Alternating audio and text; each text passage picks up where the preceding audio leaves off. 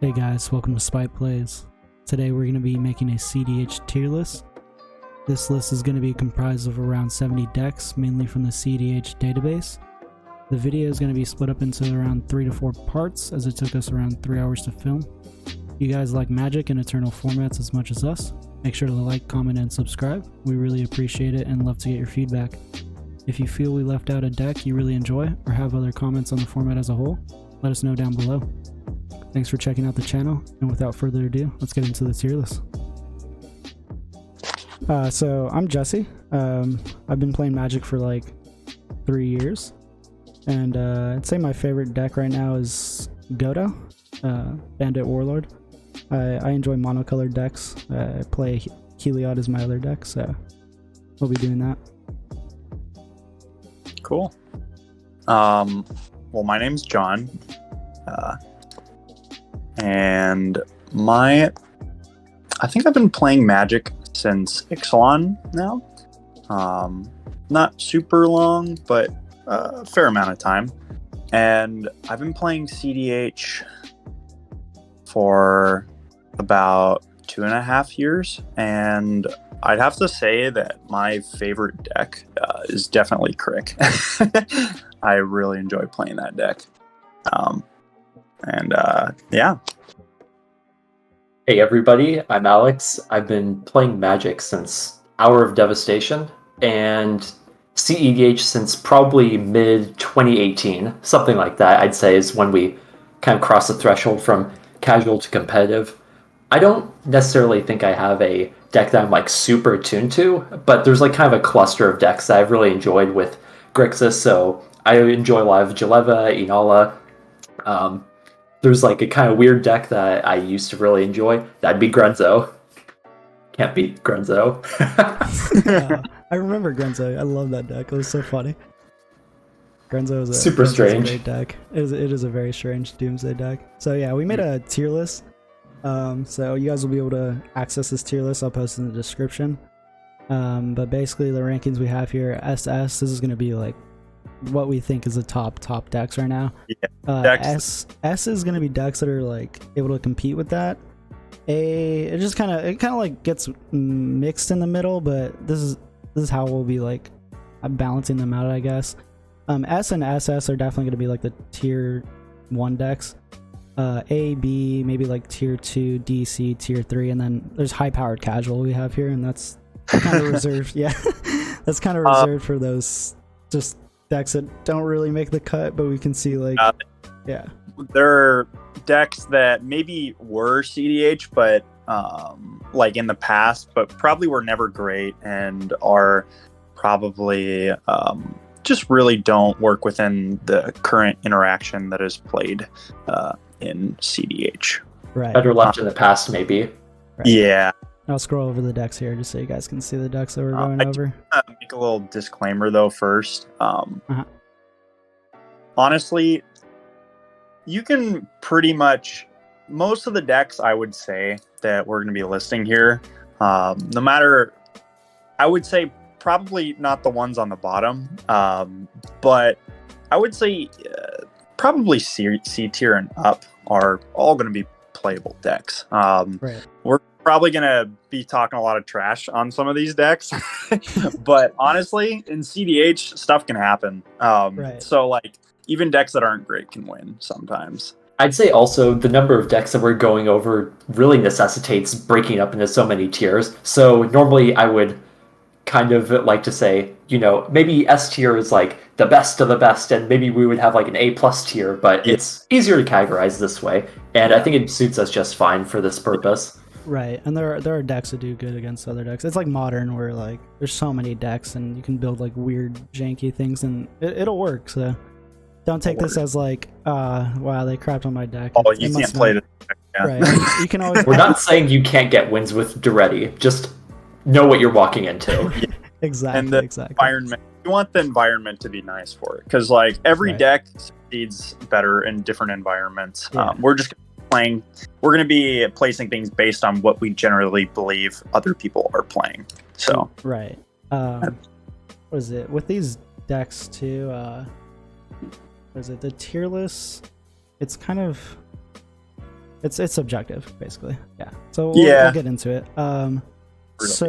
We'll get into the rankings now. The first deck I want to go over, it's my favorite deck. I mentioned it in the beginning. It's going to be Godo, Bandit, Warlord. This is a Helm of the Host deck, so I'll pull up the Helm of the Host card right now. And basically, it's literally count to 11.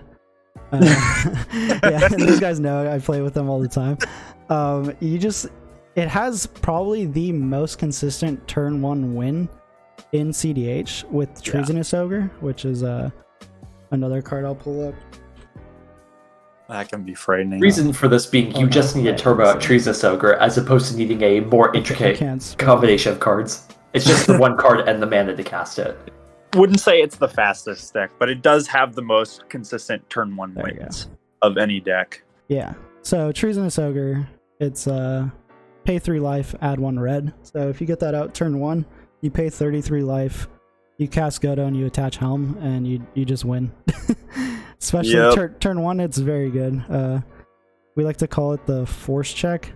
Yeah. Because what it's going to be doing is essentially checking the table to see if anyone has force of will. Is there anything else that counters it? Well, if we're talking with 0 mana, right? They're among the playable cards in the format. The things that could be stopping that are force of will, Force of Vigor on the Helm of the Host. You could say force of vigor. Some people, I don't really even want to say this because it's a very small minority, play Snapback, and that can delay Godo for a turn. But I really would be hesitant to say that. Yeah, Snapback is exile a blue card from your hand to cast it for free, and the spell itself just says bounce target creature to its owner's hand. Oh, interesting. Okay. Yeah. Let me pull up that card, actually. People don't really play Mind... Oh, it doesn't... Well, usually, no. Usually Mind Break... If people are playing Mind Break Trap, that'll do it, usually. Assuming, they've cast 3 spells, which they probably will have, or the Godo player, because they've cast rocks into their thing. Right, the rocks. In reality, interacting with Godo is relatively niche compared to other decks, since you only need to get out the creature. It's fairly limited in your responses, since mana drain isn't commonly played as much as it used to be. So you're dodging a lot of interaction that is normally going to be reserved for instants and sorceries, which is a huge benefit. I'll go over some reasons why I personally this is my favorite deck. I think it's actually relatively easy to play at first, but there's a lot of lines you can go through. There's weird stuff you can do with Dockside and your Goblin Welder. He's a weird card you can switch artifacts and do stuff with. It has very funny cards that people usually don't play, and because it's monocolored, which I like monocolored decks, you end up playing very unique cards, and almost no other deck will be playing these cards unless they are also on short colors, just dual colors or monocolored. And so there's Possibility Storm, there's my favorite card, Blood Moon, which is played in the deck. It's not really good right now as much as it used to be, but it does hose certain decks, so you can get my favorite card, Defense Grid. Defense Grid. It's kind of a joke in our group too. That card is very, very interesting to protect your combo, and it's just overall a great deck to start off with, honestly, because you literally just count to 11 and that's the start, but then there's other things you can interact with, so you can kind of focus on setting up your turns and setting up your wins. That kind of helps. So I don't know, what would you guys say we should place? I personally put this at SS, but what would you guys say this is good? I'm going to say I believe Godo is an A tier deck. I'm inclined to agree. Okay. Yeah.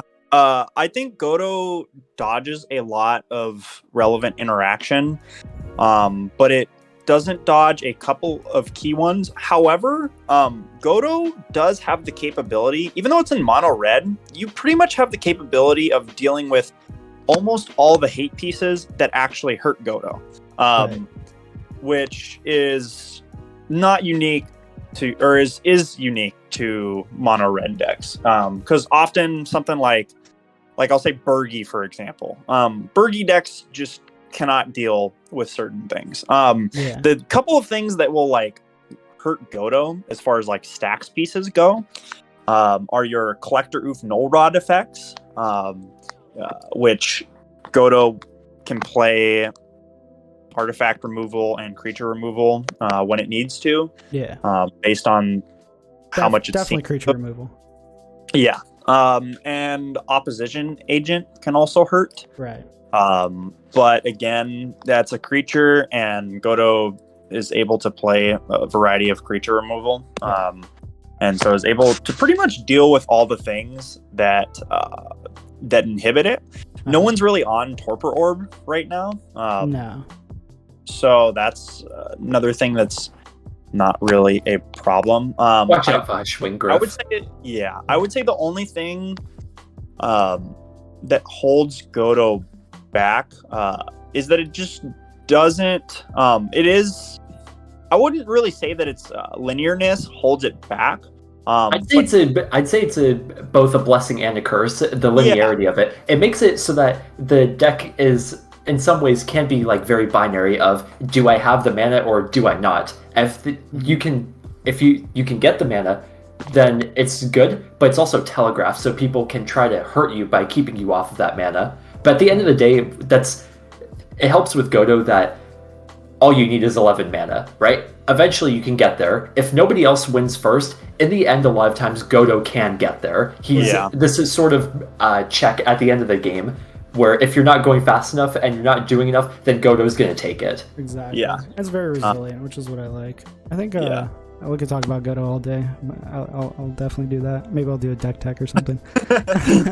But the next one we're going to go on, and some of these will go a little faster because obviously we don't see them as much. And so I think this is one of them, actually. Breya. How do you guys feel about this deck? I think Breya, I've seen lists around, and nobody really plays Breya, honestly. But just by the pure factor of being a Sans green deck that can pretty much play the Turbo Nas game plan and has removal in just built in the command zone, I can pretty comfortably say that this deck is at least a B tier deck. But I don't know. What do you guys think? So my thought on Breya is that historically it's played a lot of these infinite mana combos, like World Gorger Dragon and Bomberman combo, that aren't necessarily seen now because they're more vulnerable to disruption. And simply going through with a dedicated Consultation, Tainted Pact sort of strategy, or going harder into Ad Nauseam, is going to get you there in a much cleaner way, as opposed to having your World Gorger Dragon killed and ruining that loop. But I think that having 4 colors means that Breya is never going to be too bad. And come on, infinite mana outlet in the command zone, you have to watch out for Null Rod, things like that, of course. Right. But it still is viable, I think. Honestly, nothing wrong with it. Yeah, honestly, I don't even see the deck, but I do know I played against it, I think, once, and it was pretty cool. It's got a lot of options, and it's the more colors you have, the more you can do usually. The more options you have, not the more you can do, but the more options and cards that you can play. So I think it deserves a B. This one is just kind of honestly, I don't think we just see it enough, but I think I heard of one guy that plays it last time, but I don't know. Yeah, if it had advantage built into it in some way, shape, or form, I'd be inclined to put it higher. But pretty much as it stands, what I've seen people doing with it, you're kind of just playing a Turbo Nas deck that doesn't really have that has an infinite mana outlet. But you don't really get any.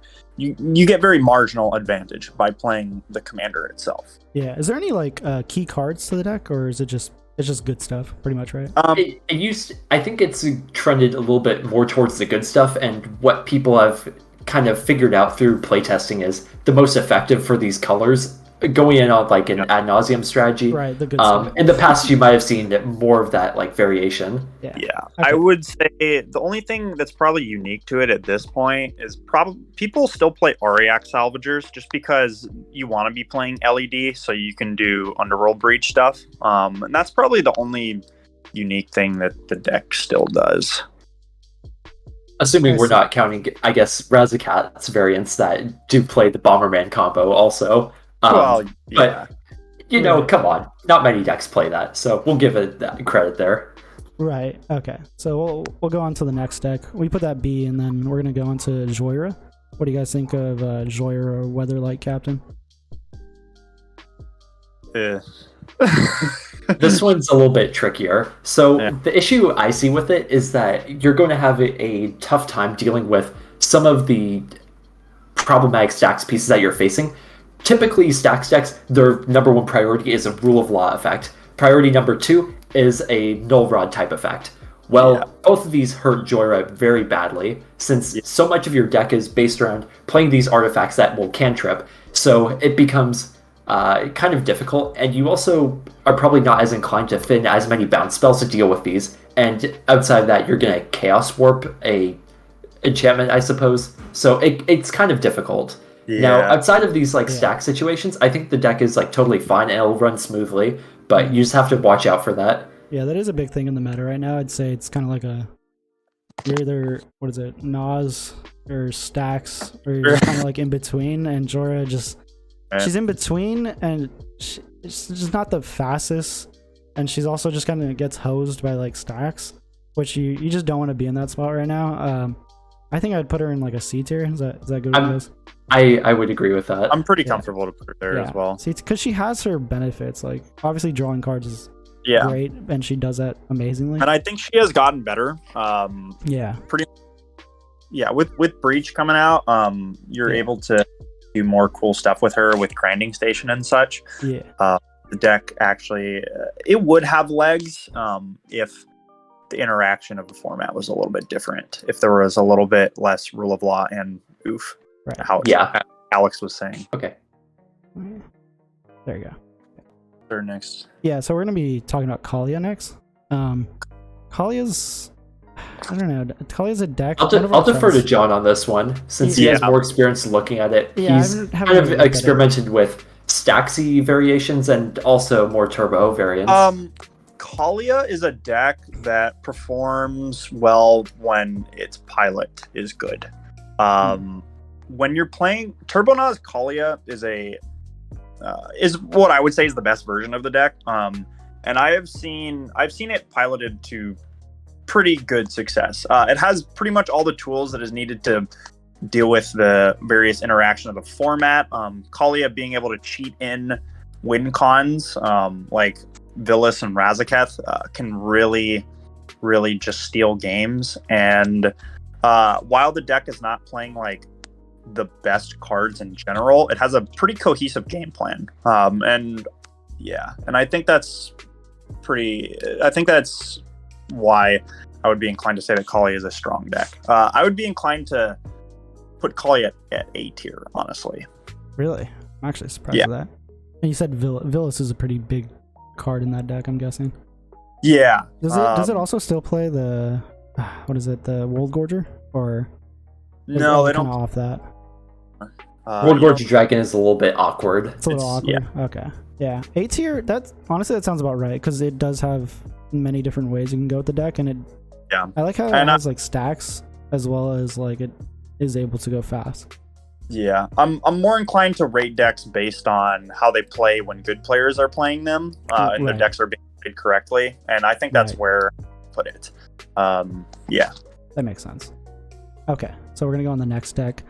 It's Jeska, and I believe, what's the partner usually for this one? Jeska Tymna, typically. Right? Yeah, Jeska Tymna. Yeah, that's right. I have 3 Tymnas over here, so we'll do Jeska Tymna. This is a good deck. It's an ad nos deck, which is like we mentioned before. Is this our first S tier? I think it is. I think it might be. It's a deck that's didn't they play some league, and it's been winning it pretty consistently? Yeah, I believe it's Shiver that's been piloting it to pretty good success. Right. So the thing I think is pretty nice about Jeska is that she lets you grind pretty well against these stacks matchups. Typically, if you're playing Bardu, where you're on a Rog Silas game plan, Rog Tymna, you're more all in and you're more explosive, yes, but Jeska gets you out of a lot of these bad situations, which can happen. And I think they happen pretty frequently when there's a stacks deck at the table. It just comes on layer after layer, and you need to figure out a way to get through it. Yeah, this is an Adnaz deck too, and those are the top of the form. I'm going to pull up Adnaz right here if you guys don't know what it is. I think most people that play cEDH do, but You guys can read it. This card just wins you games. Jeska Tymna is one of those Turbonaz decks that feels like it can throw hands at any table. Right. And there's not, and that's there's a lot of value to that. I would say it's marginally slower than Rog Tymna, but it marginally. definitely makes up for it in its versatility and grind game. Yeah, so I'm putting that SS tier, right? I wouldn't say SS tier. Oh, really? Okay. I think there's only a couple decks that I would say SS tier, but I would say single S tier. Okay. Yeah. Cool. Yeah. We'll put that one up there. Next one we're gonna be looking at is Animar. Actually, one of our friends plays this deck. R.I.P. He had this deck, Cheyenne. But he. Well, don't talk about like he died. The deck died. He did. Right. We haven't seen it in a while. That's true. And Animar is a little bit in a strange spot because you're playing so many creatures, but how many of them deal with rule of law type effects? You're dodging the artifact hate, but the rule of law kicks in, and that's definitely difficult to get through. I think Animar can be successful when you run into like full mid-range pods. Absolutely. But often, if you're in a pod with either turbo, which is probably just going to be going faster than you, or you're in a pod with stacks, you're quite likely going to have some difficulty playing the deck unless you can somehow skate. What's the main card in the deck that like does the combo? Do you guys remember? There's Ancestral Statue. Yeah, I believe. Yes, that's the one. Yes, sir. There's also some backup line with Kiriona, and you can do some loops that way. Yeah, I'm not gonna pretend like I know all of that. Know, right? Yeah, Ancestral. Yeah. The Ancestral Statue lets you loop, right? Yeah, so that makes Animar infinitely large. That's right. Okay. Yeah, it's a colorless creature that bounces itself, and I'm gonna pull it up here. That's it. Oh, it answers return an online permanent you control to its own. Oh, right, and then you just keep playing it because you can costs return less. it. Right. Yeah. Okay, that's cool. It's an interesting combo. It used to be a lot better, but it's definitely gone down. I'm kind of split between maybe C and B tier here. Yeah, where do you guys want to put it? C? Also, I think it's interesting. I want to say in the current. Let's just do it for the current meta. I'd say it's probably C because it does get it gets hosed just like Jhoira. Yeah. If we have Breya currently in B tier, and I'm comparing this deck to, is it closer to Breya or Jhoira? I would say it's closer to Jhoira in power level. Yeah, I want to put that there. Oh, Grenzo. All right, we're on to Grenzo. Here we go. Grenzo's also super hard. I'm thinking C tier for Grenzo. So the thing, Grenzo isn't as bad as he looks. The main thing is that you would get shut down. Actually, if you cast Doomsday and you're going through the pile, you don't really need to cast anything additional because the only things that really shut him down are Grafdigger's Cage and Curse Totem. So for the Doomsday line, you're fine. Now, the issue is with like the kind of card quality of the deck, and he also doesn't net you advantage in the command zone. So it's kind of difficult to play out these longer games where they go slower. You're just hoping that you're getting the gas that you need, but it can be tough. Yeah, and you wind up, your Doomsday winds up eating all the counter spells that would be directed at the Nauseam that everyone is. It's not miserable, but could be a hell of a lot better, and it used to be better, I believe. Yeah. Doomsday is a sick card. That's honestly probably one of my second favorite card, I'd say. Doomsday is my favorite card. It's yours. Okay, that's what I thought. I pulled it up right here so people can see, but it's a really cool card. That deck is really interesting. It's super fun. So yeah, you guys want to put that C tier, I'm guessing? Yeah. Okay. I'm thinking C tier. The whole Snoop lines haven't changed much. Yeah. No. All right, let's go to. I actually was considering building this deck at one point. Ruric Thar. What do you guys feel about Ruric Thar? I think it's a cool deck. I think this deck is very polarized on, well, assuming that you're in the correct pod, which is probably that other people are playing more non-creature spells than you. The issue is, how fast can you get Ruric Thar out? Yeah. If you can get out like a Ruric Thar on turn 3 or something, you're smooth sailing pretty much. If you can't stick Ruric Thar, you have to work a lot harder. I've said this before, like Ruric Thar, I think I mentioned, if it was like 5 mana, I think the deck would be like pretty like S tier. Like I'm not even joking, especially in like a Nas meta. I don't know. I think being just a little bit less. I don't know if it would be S tier. Maybe A tier. I think one of the problems that Ruric Thar also has is just not having a very wide variety of stacks pieces that it can play. That's for true. being a dedicated stacks deck. Yeah. You're able to play like Oof and Null Rod effects. You're able to play like Blood Moons and the Artifact Hate cards, but you don't have You're forgetting the about best. the best one, Possibility Storm. Possibility. I love this card. I used to put it in Godo all the time, but yeah, I'll pull it up. You guys can read it. It's a mouthful, but my impression with like Ruric Thar is kind of that it's a deck that can feel very brutal to play against, but when playing it, you might feel kind of vulnerable or on like the back foot in certain matchups, Right. because the issue then becomes dealing with the other stacks or mid-range players, and it's just going to be difficult. right, and it wins off a Conspicuous Snoop, right? That's like Yeah, the combo. I do like It's a that very about it interesting though. Combo. It has a pretty good. It knows how to win, and Right. there's a fair amount of decks that wind up really kind of not knowing how to win. Decks that are like stacks decks, kind of like this, but yeah, the deck winds up actually being able to win the game without just like Ruric Thar throwing axes at everybody, right? Exactly. But The B tier for me. B tier? You think it's A tier? No, B tier. I think it's B. I'm saying B as well. I think it's B. Yeah. No, I don't think it's. I don't think it's close to C tier. I think it's like solidly a B tier. Yeah. Yeah. I think it's definitely better than the ones below it. But yeah, I don't think it's as good as Godo. No, definitely not. Okay, let's go on to Malcolm Vial Smasher. This is, I think this is a really good deck. Alex, do you want to talk about this one a little bit? Yeah. Yeah, so Malcolm Vial Smasher it's an interesting deck in that you have this classic Turbo Nas game plan, like a lot of other decks can boast. However, you also have the Glinthorn Buccaneer line, which can be very important because it can win through Rule of Law pretty easily, right? All you need to do is cast the Glinthorn Buccaneer.